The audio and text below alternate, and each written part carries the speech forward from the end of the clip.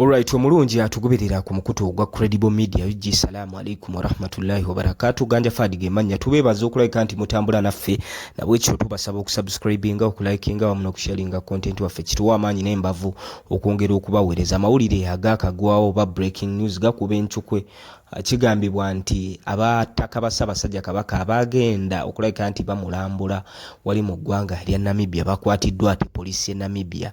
Abataka bonna nga bagenda baboyeddwa poliisi era kigambibwa nti babadde banaatera okutuuka ku ddwaliro we bagamba nti Ssaabasajja Kabaka waali. Okusinziira ku sources eziva Mengo ne Katikkiro batugamba nti Ssaabasajja Kabaka yagenda kulabika nti afuna bujjanjabi na kuwummulako mu ggwanga erya Namibia.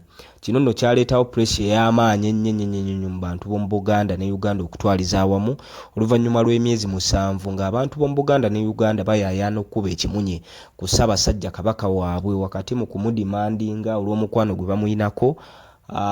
Twalabako ne mu lukiiko lw'omu Buganda omwami wa Kabaka Kateregga Professor yagezaako okulabika nti asaba Katikkiro nti ffe abalinamuko kamwanyi kaffe n'obusobozi tetusobola kgenda kulabika nti tugenda ne tulaba Kabaka waffe ne tumutwala ne kadagala akaganda. So pressure yeeyongera ku mikutu gimugatta bantu ng'abantu basaba Kabaka waabwe era recently awo Ssaabasajja Kabaka okusinziira ku b'Emmengo yavaayo n'ayogerako eri Obuganda. Twabiraba ku BBS n'emikutu gya Buganda egy'enjawulo.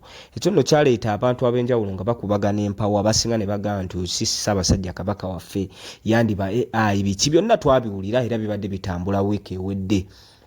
Yonna ge mawulire oba oliawo agabadde gasinga trendinga wano e Kampala Uganda. So olunaku olwaleero abataka ba Ssaabasajja Kabaka kigambibwa nti bakwatiddwa nga babulayo kilomita 12 zokka okutuuka ku ddwaliro we bagamba nti Ssaabasajja Kabaka waali.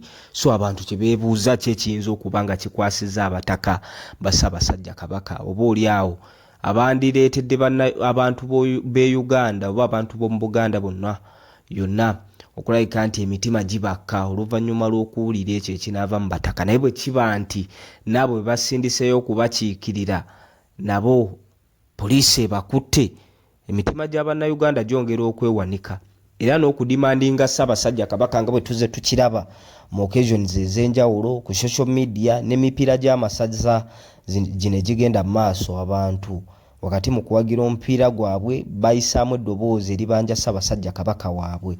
So abataka baba bakwatiddwa kyekiyinza okubaviirako okukwatibwa bano abantu bankizo nnyo era nkakasa bulungi nnyo nti okuli nnyo okuva wano ogenda mu ggwanga ly'e Namibia akagereke kiri nti babitiibwa oba oliawo be bantu abateetaaga kwekenneenya nnyo. Naye bwe kiba nti babakutte abantu beebuuza ki ekiyinza okuba nga kikwasizza ab'ebitiibwa bino. Era kati ssaawa zino empawa zikubibwa ku social media abantu ab'enjawulo bafaayo nnyo okulaba nti babuuza then ekira kyongera emitima gyabwe okwennyika ddala kituufu Ssaabasajja Kabaka ali seefu wakati mu kuba nti mu kuvaayo n'ayogera abantu bangi nnyo baakubagana empawa mu kwogera kwa Kabaka ng'oba oliawo bamusiba mativu ng'ekinaaleetera abantu bano okumatira be bataka bano nga basinkanye Ssaabasajja Kabaka ne bafuna naye ebifaananyi oba oliawo n'abeetikkiro n'abawa obubaka bwe balina okuleetera abantu b'omu Buganda ne Uganda okutwaliza awamu emitima gyabwe okwongera okukkakkana emitima gyabwe okwongera okuba emimativu nti Ssaabasajja Kabaka alabika gyali ali seefu. Naye ebibaddewo byonna abantu wakati mu kuba nti tebabadde bamativu AI biki baga Ssaabasajja Kabaka bw'ajja okwogerako naffe tayogerera mu prolo teyeeyanjula kyakubiri speech ezo zonna zasembyeyo okukola abeera mu Bugaalubindi kiraga nti amaaso ge either gali short sighted oba long sighted mbeera ezifaananako bwe zito bwe gaba nga galiko ekyamu atera okuteekako Obugaalubindi.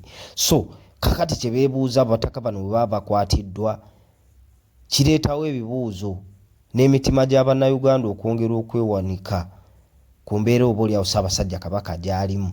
So mu mbeera ezifaananako bwe zityo mawulire tegawoomya nakabululu era ganakuwaza Ssaabasajja Kabaka ddala kituufu abataka bwe baba bakwatiddwa babadde bagenza okulabika nti bamulabako n'okomyawo ripooti enaaleetera emitima gy'Abannayuganda okuba emikkakkamu kitegeeza ki? So aga mawulire ge gaakagwawo mu kaseera kano kennyini gwokulabika nti abataka ba Ssaabasajja Kabaka bakwatiddwa ababadde bagenza okulabika nti bamulambula e Namibia. Katusuubire nti poliisi e Namibia enaabayimbula mbagirawo oba oli awo bamalirize ekyo ekigendererwa kyabwe kyabadde kibatutte e Namibia nga kwe kulaba Ssaabasajja Kabaka omwagalwa w'abangi empologoma lukoma nantawetwa oba oli awo abantu ba Buganda ne Uganda okutwaliza awamu gwe bayayaana okuwulizaako naddala okuwulizaako bandi banga bamuwulizaako naye gwe bayayaana okulabika nti baddamu okumulabako fizikale nga ali mu ntebe y'abajjajjaabe alamula. So tubeebaza okulabika nti mutambula naffe ku mukutu ogwa Credible Media UG. Tubasaba okusubscribinga okulikinga awamu n'okusharinga content waffe kituwe amaanyi n'embavu okwongera okulabika nti ate tubaweereza. Ganja Fadi ge manya Credible Media UG gwe mukutu. Assalamu alaikum wa rahmatullahi wa barakatuh.